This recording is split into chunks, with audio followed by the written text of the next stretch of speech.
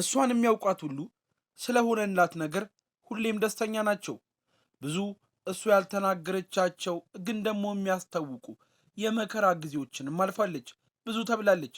ትዕግስት ፍሬዋ ጣፋጭ ነውና አሁን ሶስተኛ ሊያውም የፍላጎቷን ወንድ ልጅ በሰላም ተገላገለች።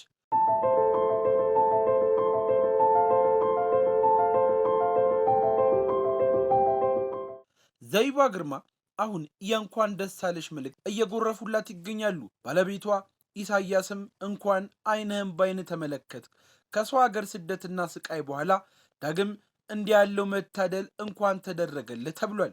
ከዚህ ቀደም የሁለቱ ጥንዶች ግንኙነት ብዙዎችን ሲያነጋግር መቆየቱ መቼም የሚዘነጋ አይደለም። ምክንያቱም የፍቅራቸው ጥንስስ የማህበራዊ ሚዲያ ሊያውም ቲክቶክ መሆኑም ነው።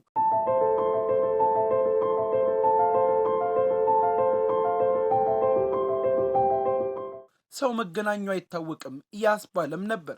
ብዙዎች በማህበራዊ ሚዲያ የሚጀመሩ ግንኙነቶች በመከዳትና በመታለል የሚቋጩ ናቸው ቢባሉም ይሱና ዘቢባ ግን እንዲህ ያለውን የሚያስቀና ትዳር ቤተሰብ ልጅ አፍርተውበት ጉዳስ ብሏል። ዘቢባ ግርማ በልጅነት የወለደቻትን አንዲት ሴት ልጅ ይዛ ትዳር የመሰረተች ቢሆንም እንኳንም አገባሽው የሚያስብል አባት አግኝታላታለች።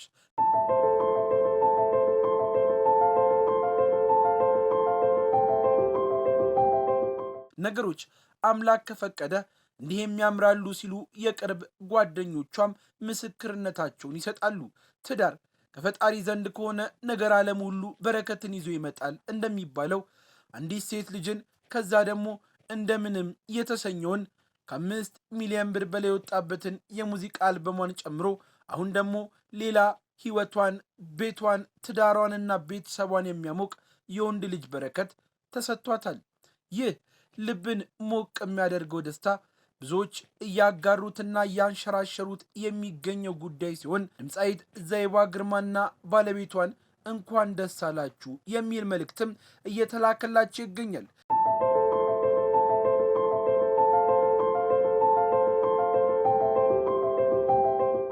ከነዛ ውስጥ እንኳን እግዚአብሔር ለዚያ በቃችሁ የሚሉ መልእክቶች ቤታቸውን አጥለቅልቆታል። ይህ የዘቢባ ጉዞ የጀመረው የያኔው ተወዳጁ የእኛ ሰዓት የሚል ፕሮግራም ላይ ለረጅም ዓመት የቆየው ተከታታይ ሬዲዮ ድራማ ላይ መሪ ተዋናይ ከመሆን የተጀመረም ሲሆን እውቅናዋም የመጣው በዛ ነው። ከዛ በኋላ ብዙ ነጠላ ዜሞችን ለቃ በዚህም ብዙ ተወዳጅነትንም አትርፋለች።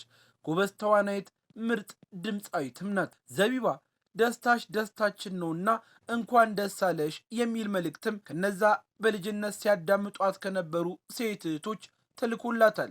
እሷ ለዛሬ ስኬት ብዙ ያየች፣ ከኛ መበተን በኋላ ነገሮች መስመር ሳይዙ ሲያንገራግጯትም በልጅነት የወለደቻትን ሴት ልጅ ለማሳደግም ከላይታች እያለች ሕይወት እያደከማት ድካሟ ግን በከንቱ ያልቀረባት እንስት ናት። ባለቤቷም እንዲሁ ስደት ሀገሩን አስናፍቆት ከላይታች ሲወጣና ሲወርድ ለመለወጥ ዝቅ ብሎ ብዙ መከራው በጫንካ የተቀበለ ጀግናም ነው።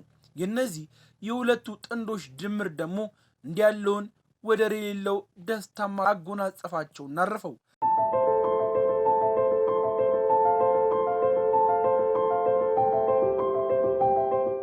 አሁን ግን የዘቢባና የኢሳያስ አስደናቂ የፍቅር ታሪክ ቀጣይ ምዕራፍ እንዲህ ባለ አስደሳች መንገድም ቀጥሏል።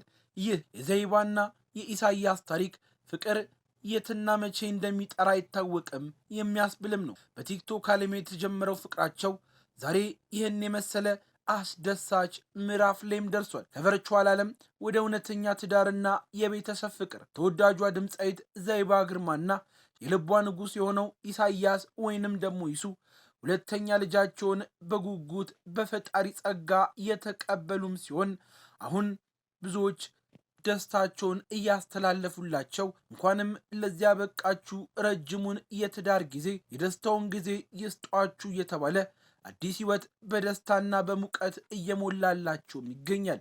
የፍቅር መኖሩን የሚያረጋግጥ ተስፋን የሚሰጥ ታሪክ እንደሆነም ብዙዎች የሚመሰክሩለት ጉዳይም ነው። ልሳን ሚዲያም እንኳን ደስ አላችሁ እያለች ለቻናላችን አዲስና እንግዳም ከሆናችሁ ሰብስክራይብ በማድረግ ልሳን ሚዲያን ያግዛል ያበረታልና ቤተሰባችን እንድትሆኑም እንጠይቃለን።